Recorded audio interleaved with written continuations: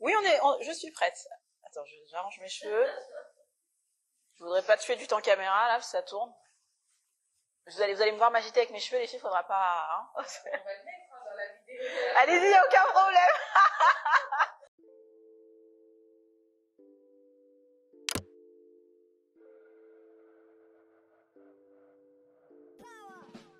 Alors, je m'appelle Asma Salomon, j'ai 28 ans, je suis architecte d'intérieur et designer et fondatrice de l'agence Odom.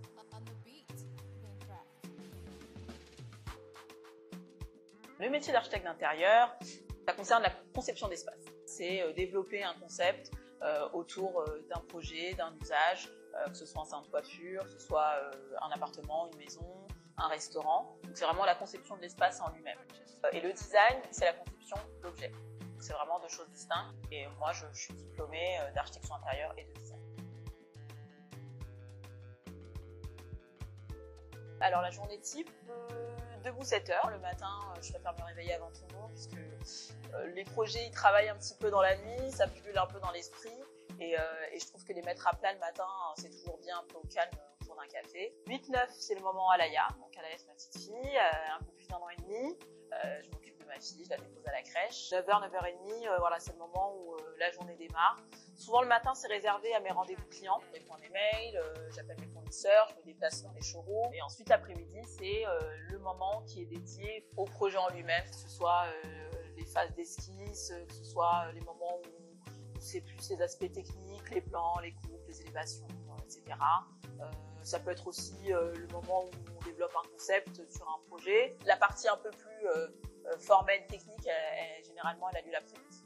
Puis la journée, normalement, s'arrête, mais ça, tu me parles d'une journée type. En règle générale, quand même, après le coucher, le dîner, il y a bien une petite heure et demie où je travaille. Si c'est pas sur les projets, ça va être sur la com, ça va être des séances où on va brainstormer un peu pour savoir ce qui va se passer ensuite, par exemple sur mes réseaux, voilà. Ça s'arrête pas vraiment à 21h au moment du coucher où on a fini de manger. Je prends du plaisir, je compte pas mes heures. J'ai obtenu un bac scientifique et j'hésitais entre médecine, qui n'a rien à voir, ou l'architecture d'intérieur, ou l'architecture en soi. J'ai tenté médecine juste après mon bac. Ça n'a pas duré longtemps, ça a duré 2 mois. 2 mois en médecine, vraiment, allez, on va dire le premier trimestre. Et très rapidement, je me suis rendu compte que c'est pas du tout ce que je voulais faire. Déjà, j'étais un petit peu larguée. Voilà, quand on arrive en première année de médecine, on a l'impression d'avoir loupé 1 an de cours tellement, voilà, ça va vite. Et je pense qu'il faut vraiment être habité et passionné par la médecine pour pouvoir s'y tenir et avoir la rigueur demandée. J'ai pris l'année sabbatique et après, je me suis lancée dans une licence d'art plastique à la Sorbonne. C'était UFR 04, du centre Saint-Charles, je ne dirais pas, dans le 15e à Lourmel. 3 années incroyables. Vraiment, on m'a donné vraiment des bases et des références, toutes ces choses-là qui font que quand je construis des projets, ça me nourrit et ça me donne une richesse que je regrette absolument pas. Et je me suis lancée du coup dans 5 ans d'études. J'ai démarré l'école Camondo. Alors Camondo, je crois que c'est pour le moment les belles années de pour le moment. On est dedans, on est étudiant, on se dit oui, je veux vite que ça se finisse. Mais en fait, non, c'est une école qui nous donne une ouverture d'esprit, ça nous permet de développer notre singularité. Et ça, c'est hyper important dans les projets d'archi intérieur parce que les projets peuvent vite, rapidement se ressembler. On a eu des échanges à l'étranger, j'ai travaillé avec des étudiants à Pékin sur des workshops, c'était incroyable. Ça nous arrivait sur des projets de travailler avec Dior, de travailler avec L'Oréal, la manufacture de Sèvres. Enfin voilà, c'est une école vraiment que je recommande. En 4e année, je tombe enceinte. C'était assez déboussolant parce que tout simplement, voilà, c'est des études qui sont très prenantes. Il faut savoir qu'on fait ça, uniquement ça, on vit ça, on respire ça. Enfin voilà, déjà qu'en 4e année, j'enchaînais les nuits blanches, les charrettes, ça c'est très connu dans les études d'archi et les études d'art. Mais finalement, ça m'a donné une force durant cette 5e année qui était l'ultime année. Parce que voilà, il était hors de question que je n'obtienne pas ce diplôme. C'est-à-dire que j'ai démarré l'année, je le disais, je le répétais à mon papa, mon mari, il est hors de question, je ne quitte pas, enfin je finis l'année et j'emmène mon diplôme, avec mon diplôme en main. J'accouche, il me reste encore 2 mois de cours. Donc j'accouche un mercredi et je retourne à l'école un mardi. parce que voilà, il était hors de question que je n'arrive pas à combiner les deux. C'était du boulot. Aujourd'hui encore, je sais pas, je reprends l'histoire, je sais pas trop comment j'ai fait, mais je l'ai fait. J'ai fait, je suis fière de moi, je remercie tous ceux qui m'ont soutenue et j'insiste sur mes parents, ma famille et mon mari qui, lui, a pris un congé pour s'occuper de mon bébé parce que ça fait bien qu'il a fallu que quelqu'un s'en occupe toute la journée pendant que j'étais en cours et que je m'occupais de mon diplôme. Mais ouais, je regrette pas et je crois que ma fille elle va en entendre parler pendant longtemps, c'est quand elle sera à l'école et qu'elle voudra pas faire ses devoirs.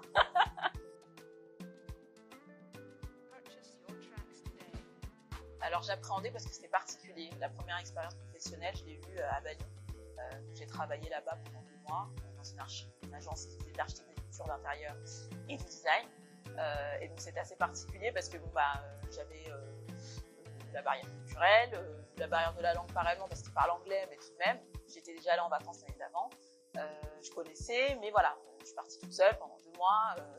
Donc au-delà de l'appréhension sur le plan professionnel, parce que forcément quand on change de pays, généralement les façons de concevoir les espaces évoluent, elles ne changent pas complètement du tout, mais il y a certains éléments qui vont un peu différer.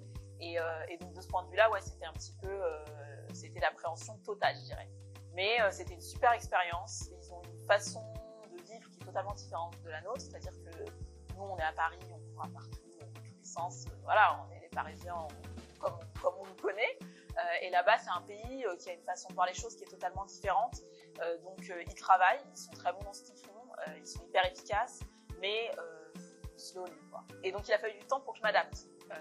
Après, il y a eu un peu la barrière de la langue, parce que même si dans l'agence, ils parlaient anglais, quand ils ont besoin de se parler entre eux sur reprendre un plan, reprendre un élément, quelque chose, je sais pas, un détail structurel, parler balinais, donc c'était un peu compliqué parce que il y avait des moments où j'avais l'impression d'être un petit peu à côté et puis tu sais tout le temps est-ce que tu peux reprendre cette perspective, je suis pas sûre d'avoir saisi ce que tu racontes. Le projet sur lequel j'ai travaillé, c'est un resort qui était en plein temps au milieu de la jungle et là c'était incroyable parce que on se retrouve avec des panoramas sur chacune des chambres, on avait des vues qui étaient imprenables sur la jungle, on était vraiment au milieu de la nature. Donc il y avait tout un concept qui était développé autour, l'artisanat est hyper important et hyper présent dans leur projet. Donc voilà, il y avait vraiment beaucoup à voir, c'était très très riche dans le vin. Alors là, j'ai plein d'anecdotes à raconter. Incroyable le point humain. J'ai appris sur moi-même aussi, parce que je suis partie toute seule. C'est la première fois que je partais toute seule aussi longtemps, aussi loin. Et en fait, au départ, il a fallu 2 semaines pour m'adapter. La première semaine, allô Florent, pourquoi je suis partie, je regrette, j'aurais pas dû. Et en fait, après, j'ai pris un plaisir incroyable. C'était 2 mois. Si c'était à refaire, je le referais. Je peux pas vraiment parler de déclic parce que j'ai toujours voulu faire ça en définitive. Alors ma maman, elle a toujours adoré chez elle changer d'intérieur. Tous les semestres, elle redonne un coup de peinture. Moi, j'extrapole un peu, mais c'est un peu ça. Et je pense que c'est quelque chose qui va donner goût à ça. Au départ, c'est pas tant l'espace, c'est plus un attrait aux matériaux, les couleurs. J'aurais pu me diriger vers la mode, par exemple, parce que c'est quelque chose qu'on retrouve également et les deux sont liés. Mais je pense que le mélange de tout ça, quand on partait en vacances, moi je suis d'origine marocaine, donc le Maroc c'est un pays qui est hyper riche. Même les maisons les plus pauvres, elles racontent quelque chose. Même là-dedans, on retrouve du zélige sur les murs, l'espace n'est pas pensé de la même manière, il y a toujours un peu de lumière au centre qui raconte quelque chose. Enfin voilà, donc les espaces font toujours fait partie du quotidien, de ma vie, et je pense que c'est ce qui a amené à ça.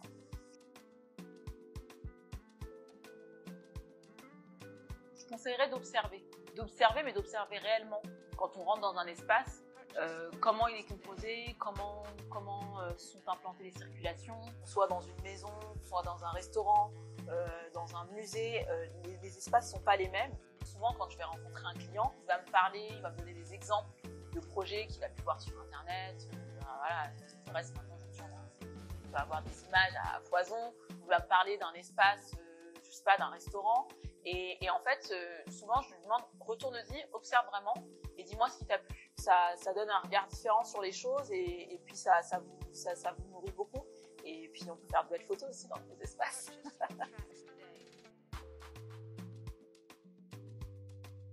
Ma devise, c'est toujours l'assise mort. Et ça, c'est dans l'espace, c'est dans tout. même dans ma façon de m'habiller, c'est-à-dire c'est dans ma devise, même pour dans un plat, c'est-à-dire c'est pour tout. Et du coup, ça se ressent un peu dans mes projets parce que je dis toujours que parfois on peut faire basculer l'équilibre en mettant la note de trop, ou en mettant l'objet de trop, ou en mettant la cloison de trop. Voilà. Et souvent, voilà, c'est un juste équilibre que j'essaie de travailler dans mes projets. Et je pense que c'est ce qui peut peut-être donner une particularité, je sais pas, si les clients ou vous me le direz quand vous regarderez mes projets. Et il y a autre chose que j'aime beaucoup, c'est les couleurs. Et la couleur, c'est pas forcément, c'est pas toujours quelque chose de hyper vivant, c'est pas toujours un peu plein par exemple, mais ça peut être même des nuances de gris, les manières dont elles sont travaillées, ça crée vraiment une singularité et une présence, ça donne de la présence dans un espace et je trouve que ça raconte quelque chose. Les tendances actuelles, alors je dirais que dans ce que j'observe, dans ce que je vois, c'est plus, ouais, la tendance est au minimalisme, aux choses, enfin, aux espaces qui sont très japonisants, très graphiques. Alors j'adore le graphisme dans les espaces, ça c'est par contre, ouais, c'est un incontournable. Parfois juste dans la manière de disposer, même quand on travaille en plan, bon, ça peut déjà tout de suite donner des idées sur la manière de donner du graphisme dans un espace. Je pourrais parler des ambiances colorées, on travaille beaucoup les terres égyptiennes, c'est des projets on voit beaucoup le terracotta, c'est des couleurs qui reviennent beaucoup. Je parlais tout à l'heure de Pékin, quand on est parti, voilà, c'était un échange pour un workshop. Et donc, je suis restée pendant 2 semaines avec des étudiants chinois. Et eux, ils m'ont expliqué que, alors, le mot crise, c'est pas l'échec, c'est un peu dans le même champ lexical. Le mot crise, il se compose de 2 caractères. Tu as le caractère danger et tu as le caractère chance, je crois, ou opportunité. Et en fait, ces 2 caractères permettent vraiment de matérialiser leur vision à eux de la situation de crise. Et l'idée, c'est plus de voir l'opportunité qu'on peut avoir de changer les choses dans une crise. Et ça, je trouve que c'est assez parlant et c'est assez, pour moi, représentatif de ce que doit être l'échec. C'est plus une opportunité pour apprendre, pour être un peu plus alerte peut-être sur certaines situations et surtout se remettre en question parce que, voilà, on est des êtres humains, on n'est pas des machines. Et moi, je sais que depuis que j'ai lancé mon agence, je m'en suis pris des échecs. Voilà, j'ai eu mes échecs, mais je les regrette pas. Alors sur le moment, c'est pas ce que je disais, hein, si tu m'avais rencontré sur le moment, voilà, j'ai essayé de le prendre avec philosophie, mais c'est normal que ça nous touche, c'est normal que ça nous atteigne. Mais l'échec, c'est un moyen d'apprendre. Il faut se dire que ça fait partie de la vie. Tout ne peut pas toujours se passer comme on le souhaite, et c'est même mieux que ça ne se passe pas comme on le souhaite, parce que sinon on s'ennuierait, et puis sinon ça ne nous permettrait pas de se remettre en question et parfois juste de se renouveler.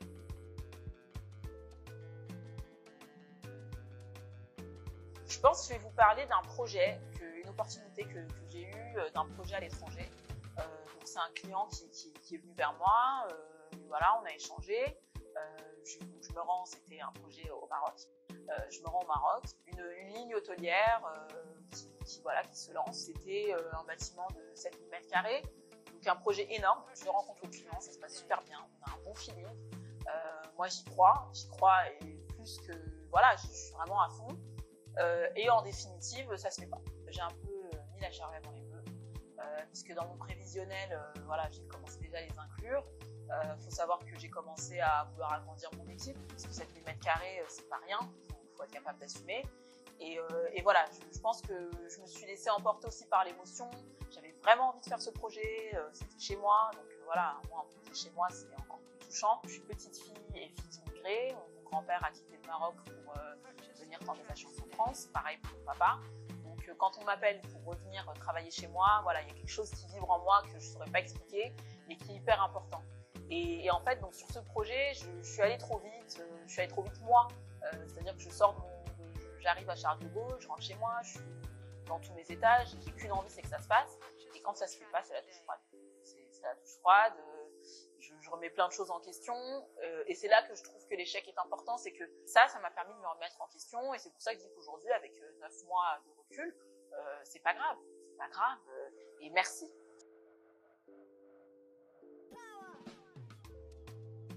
Je dirais principalement de mes voyages, parce que j'ai beaucoup voyagé avant cette étape Covid. La culture n'est pas la même, donc la façon de concevoir l'espace n'est pas la même, et parfois ça peut nous ouvrir l'esprit sur une façon de dessiner un projet différemment. Les paysages, couleurs, les bleus, les différentes nuances de bleu qu'on peut avoir dans l'océan, pareil, ça nourrit un projet de manière différente. L'architecture d'une ville.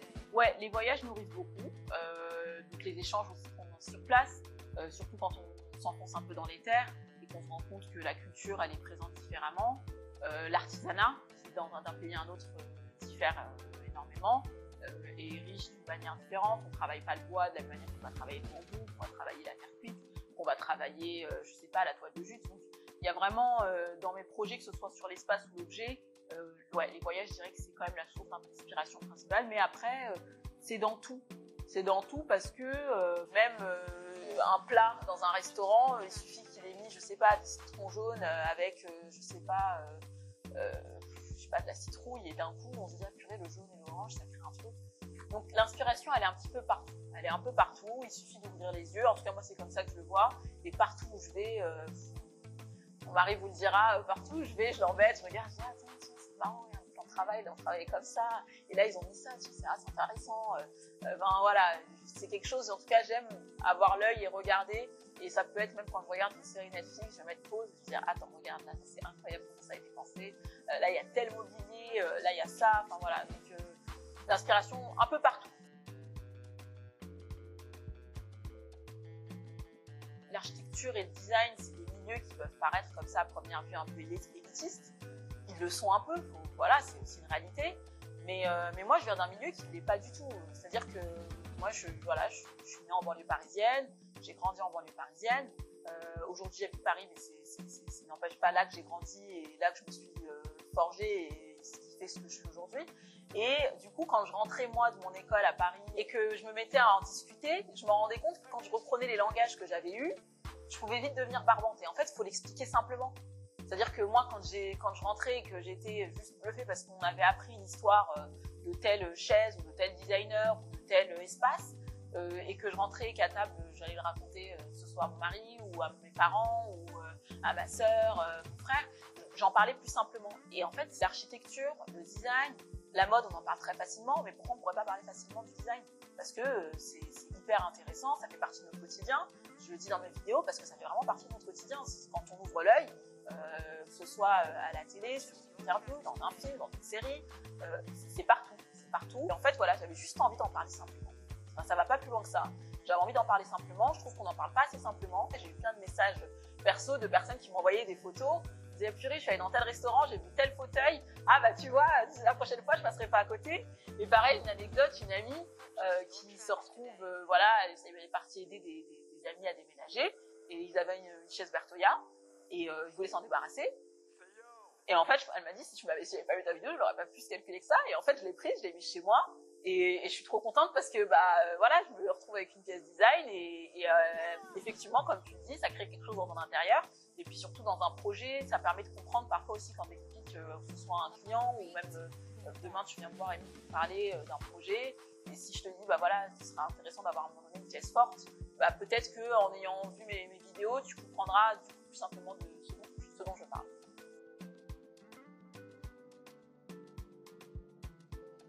Pas avoir peur du temps qu'on passe sur un projet parce que en réalité un projet on passe pas du temps uniquement quand on a le nez sur la feuille ou quand on a le nez sur notre ordi.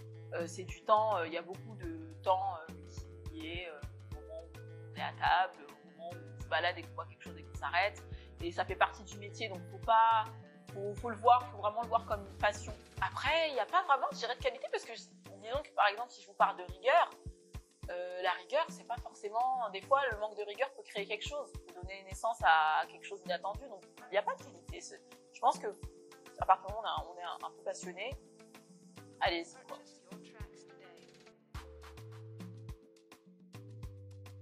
Le conseil que j'ai à donner, très simple, allez-y, foncez. J'ai 28 ans, je suis une femme, je suis noire. Dans mes études, il y avait très très peu de personnes noires. C'est la réalité, hein. Pas très représenté parce que je pense qu'on se le permet pas. Moi, la chance que j'ai eue, c'est que quand j'ai dit à mon père que je voulais me lancer, que je voulais passer de médecine à une licence d'art plastique, il m'a dit ok, go. Et je sais que c'est pas la chance, enfin tout le monde n'a pas cette chance, que les études d'art elles font un peu peur parce qu'on se demande où est-ce qu'on va, c'est pas très rassurant, on n'est pas sûr d'avoir un métier après. Quand j'entends parler du coup des écoles d'archi et que c'est des écoles privées où on a des prépas, on appelle ça des prépas en art appliqué, qui nous permettent ensuite d'intégrer ces écoles-là, c'est des prépas qui sont payantes. Donc en réalité, même au départ, j'ai eu peur. J'ai eu un peu peur et je me suis dit, bon, c'est pas grave, je vais passer par la licence. Mais je me suis pas arrêtée. Quand je commence Piamondo, j'ai pas les sous pour payer cette école. J'ai pas envie de faire de crédit. Et donc, je me dis, bon, bah écoute, ça va être ces années de ta vie sur lesquelles tu vas te priver un peu. Tu vas prendre un job étudiant à côté, tu vas bosser et tu auras investi de l'argent, mais sur toi et ton savoir. Et en fait, ça n'a pas de prix. Et sur le moment, c'était dur parce que moi, je finis les cours dans le 14e et je file dans le 8e parce que je dois faire ouvreuse le soir sur de représentation parce que ça me permet un petit peu d'arrondir les fins de mois et de mettre un peu de côté pour mon école parce que j'ai des paiements qui tombent tous les trimestres. Même quand on n'a pas les moyens, en fait, je trouve que c'est dommage de s'arrêter parce que du coup, c'est le premier mur et on s'arrête. L'école Piamondo, c'est une école privée. Mais c'est une école privée qui, par exemple, a un programme égalité des chances. Moi, j'ai pas pu en bénéficier, mais je veux dire, on a quand même pas mal d'opportunités qui s'offrent à nous par leur programme à eux. Il y a des subventions souvent qui sont selon les départements où on en a.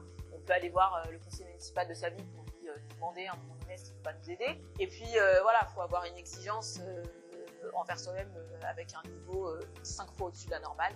Parce que voilà, la réalité c'est que quand on est une minorité visible sur un groupe, si on n'est pas meilleur, on ne nous voit pas. Donc on nous voit mais on nous verra différemment. Et c'est là je pense qu'il y a une force à avoir et se dire que voilà, le niveau il est là, moi il faut que je tape là. Et c'est ce qui fait que le matin quand je me réveille, que je suis fatiguée, j'ai encore mal au dos parce que bah voilà, j'ai pris 20 kilos pendant ma grossesse, que c'est lourd, que je suis fatiguée, que mon bébé il dort pas, et ben non, je me dis c'est quoi, si tu restes à tout dire ça, tu vas pas. Oui. Maintenant si tu dis j'ai pas le choix, bah j'ai pas le choix. T'as essayé de frapper à toutes les portes, tu ne trouves personne, bah même si c'est pas l'école, tu vas te former autrement. On a plein de façons de se former autrement aujourd'hui. Il y a des manières aussi après de valider ses acquis. Et c'est pas ce qui va, en fait, rien n'est censé nous empêcher. Et avec beaucoup de persévérance et quand on a envie et qu'on est habité par quelque chose, on y arrive. Et je vous assure que quand on est une jeune diplômée qui lance son agence, c'est pas anodin, hein. Je veux dire, c'est se jeter dans l'océan. Mais c'est pas grave.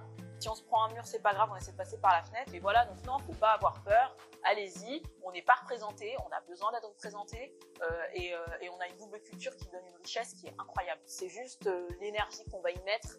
Et comme je dis, c'est soit un chemin conventionnel, on trouve une solution, soit un chemin qui en fait, on peut créer son propre chemin. Ça, bien sûr. Faut pas hésiter.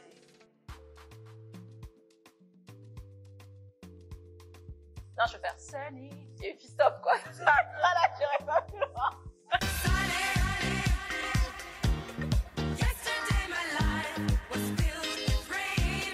Sunny, parce que je trouve que on a besoin d'être positif, on a besoin, c'est une chanson, moi quand je la mets le matin, donc pareil, 7h, mon café, je me mets sur ma feuille avec mon crayon, voilà, ça me donne une énergie, voilà, Sunny, et puis voilà, j'ai envie de démarrer la journée, j'ai envie d'y aller et voilà, un peu de soleil, un peu de positivité et surtout voilà, en ces temps de crise qui sont pas évidents.